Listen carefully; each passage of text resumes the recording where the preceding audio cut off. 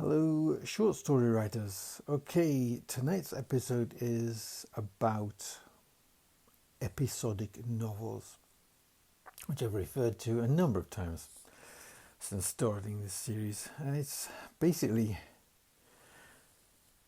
the kind of, in some ways, opposite of the equivalent of, is it Plato? The three unities, where you have unity of time, place and action, and everything's supposed to take place in one place within 24 hours. An episodic novel works differently. Now, the one I had to read when I was doing my master's degree was by Nabokov, and he wrote Lolita. He's most famous, I believe, for that. But he also wrote about this other character who was a teacher. And the book I read was 3, 4, maybe 5 stories. And in each one, this character just completely changed. He was a bumbling idiot in one, a pushover for his ex-wife in another, a wise kind of figure in a third story, and I've forgotten the other two. And that's all I can remember about it because, well, let's just say it wasn't the kind of thing that I personally would remember.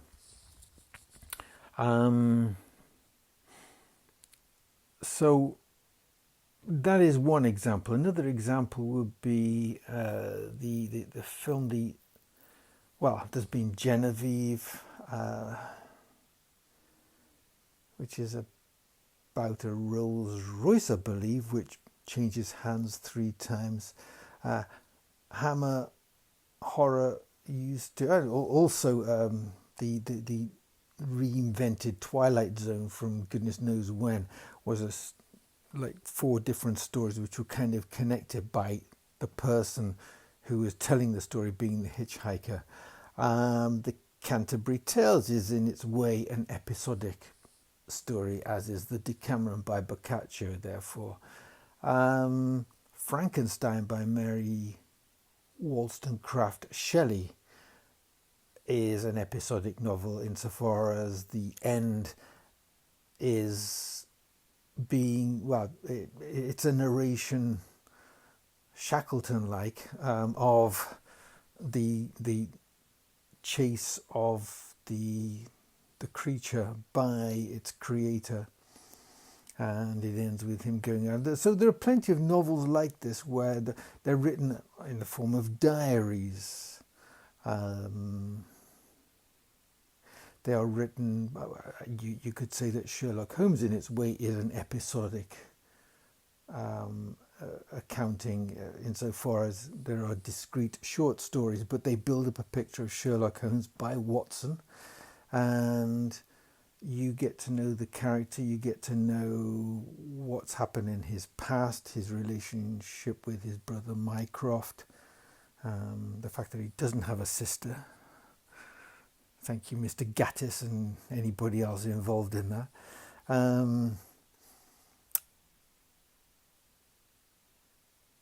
The Sisterhood of the Travelling Pants, Amy Tan's Kitchen God's Wife. There's lots and lots. They are a series of episodes which take place over a number of years, and some of them, these horrible family sagas, I'm sorry, I've got no time for them. They generally do not make any point. They're just some stuff that happens that the author thinks is, ooh, this is interesting. And I'm sorry, but don't write that kind of stuff. Don't write some stuff that happens. There should be an ending which is related to the beginning, and it should be something that the character wants to overcome, wants to put right, wants in their life.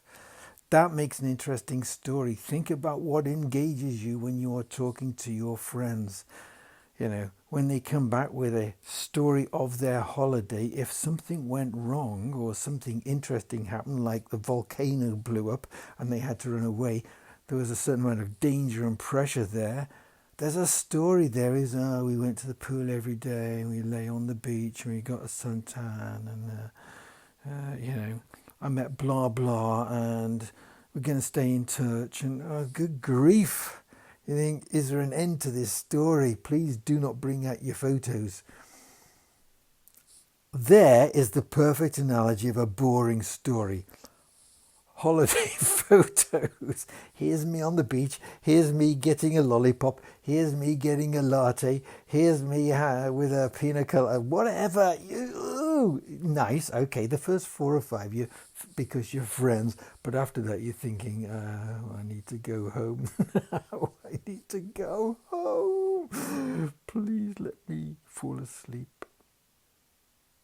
Please let me be bitten by a tsetse fly or something like that and just fall into a coma.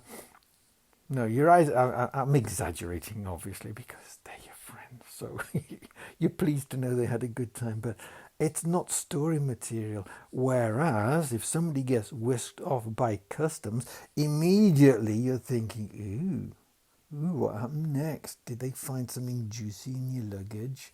Are you going to appear in court? And the main character is in some kind of a fix, terrible danger, whatever. So that's what you need to do in each of your stories. Now, what can you do with them? I'm going to leave that till tomorrow because we're nearly at the 7-minute mark. How would you take, let's say, 5 short stories for,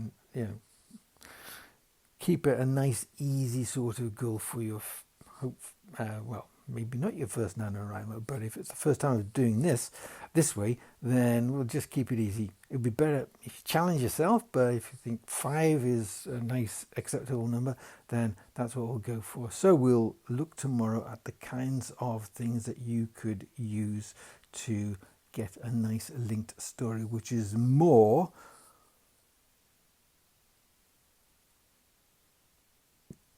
Kitchen God's Wife than Sherlock Holmes. Okay, all right. So you got a coherent sort of story. 7 minutes and 26 seconds. Like, dislike, it's up to you. I'd rather you did one or the other rather than neither, because that'll help the algorithm. Dun dun dun. Good night. Happy writing.